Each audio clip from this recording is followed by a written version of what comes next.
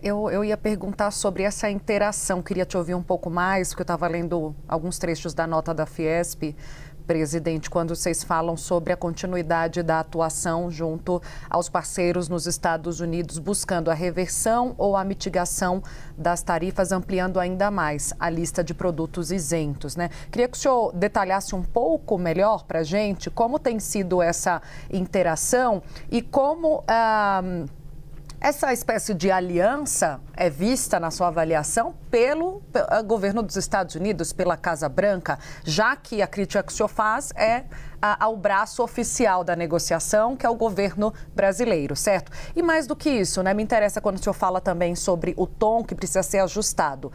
Essa crítica, ela chegou a ser levada ao governo brasileiro em algum momento?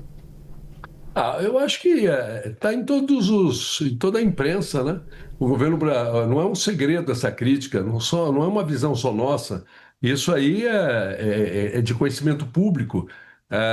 No momento em que o presidente Lula fala alguma coisa em relação ao presidente Trump, em relação aos Estados Unidos, que não agrade os americanos, enfim, a recíproca não é verdadeira. Ou seja, não é costume mais sair do Brasil críticas aos Estados Unidos do que o inverso disso. Naturalmente que isso interfere. É natural. Não há negociador ou não há negociação que prospere se enquanto um grupo está negociando, discutindo questões técnicas, vai lá e o chefe da nação critica o outro chefe de nação, ou critica o outro país, enfim. Então, essa questão tem que ser arrumada. Convém ao Brasil estar bem com a maior economia do mundo. Convém ao emprego no Brasil, às empresas brasileiras, à tecnologia, à inovação, aos investimentos no Brasil.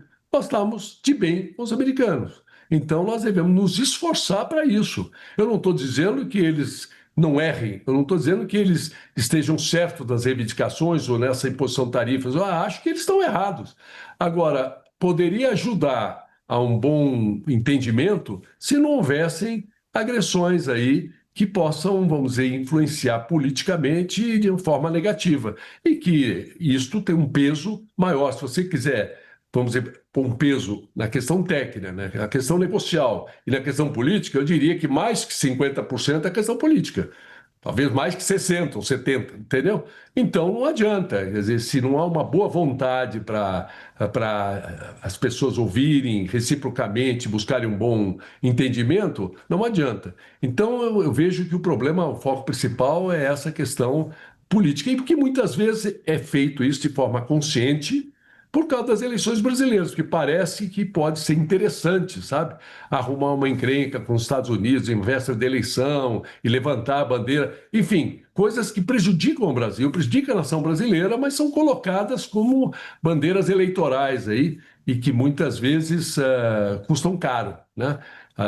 Essa eleição esse ano, algumas bandeiras que estão sendo levantadas estão custando caro para a nação brasileira, a serem levantadas. Era melhor a política ficar dentro da normalidade, cada candidato apresentando suas ideias, seus projetos, enfim, e procurando o convencimento e o apoio da maior parte da população, do que inventar aí algumas encrencas para o país para depois parecer que está havendo uma salvação, uma defesa nacional, enfim, entrando para campos que não são verdadeiros. Essa é que é a realidade. E em relação ao que você falou de atitudes nossas, isso já foi provado, né? Esses setores todos que foram isentados e foram numa lista de exceção, a maior parte deles foram negociações dos próprios setores, negociações de empresas brasileiras com seus parceiros americanos. Enfim, essa é o que eu chamo de diplomacia empresarial, ela funciona bem. E também, para ajudá-la, é importante que haja uma boa relação entre os países. Então, o que eu recomendaria é que a gente não misture eleição brasileira e bandeiras aí para a eleição brasileira com os interesses do emprego no Brasil, das empresas brasileiras, e que a gente não olhasse só o macro, tipo, esse percentual de exportações que vão ser taxadas é pequeno em relação ao todo. não importa. Se fosse menor ainda, e se uma única empresa e um único emprego fosse sacrificado, já não valeria a pena. E não é o caso aí. Aí são centenas de empresas que estão envolvidas, que vendem para lá e que com uma taxa de 25%, sendo que outros países não vão ter essa mesma taxa, porque esta medida é contra o Brasil, não é uma medida horizontal para todos os países do mundo. Então, isto é realmente muito grave. Eu me refiro aos 25%. E está caminhando os outros 12,5%, que aí envolvem 60 países, que são as maiores economias, e que é muito ruim também. Mas todos estariam sendo taxados ou não conjuntamente. Agora, essa não. O Brasil vai pagar 25 para vender para os Estados Unidos, outros países não vão pagar os 25. Então, tira a competitividade. E a nossa competitividade já não é fácil no Brasil, né? A gente tem os juros mais altos do mundo, nós temos um problema sério de carga tributária, temos custo de logística elevado, temos um custo do Brasil que pesa em cima da competitividade do país. Difícil você ser competitivo no Brasil com esse cenário.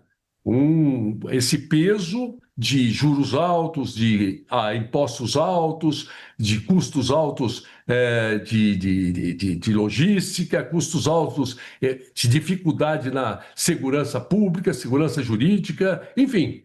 Com tudo isso, ainda a gente tem que ser taxado em 25% as empresas brasileiras que vendem para os Estados Unidos.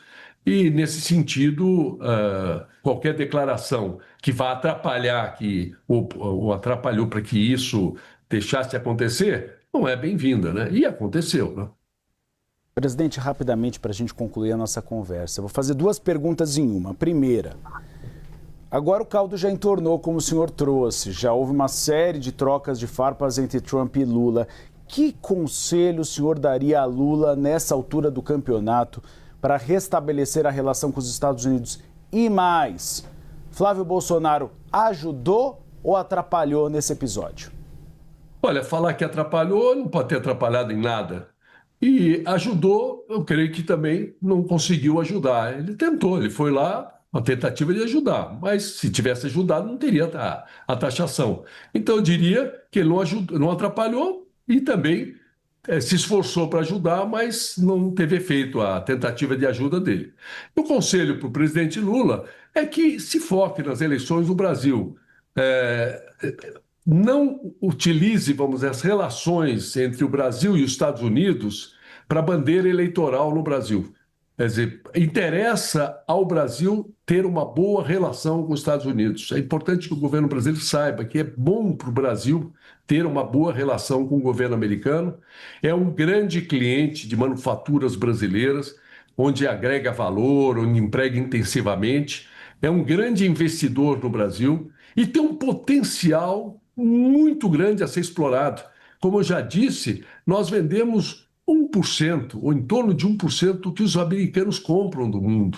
Nós podíamos vender muito mais do que isso. Nós podemos receber muito mais investimentos. Nós podemos fazer também bons investimentos lá. Enfim, interessa uma boa relação com os Estados Unidos, que não é uma relação que começou ontem, tem 200 anos essa relação. E é importante que se cuide disso. Eu diria que, não, desde que não se misture as eleições do Brasil, como bandeiras eleitorais, as boas relações entre Brasil e Estados Unidos, eu acho que o presidente Lula vai estar prestando um bom serviço ao Brasil.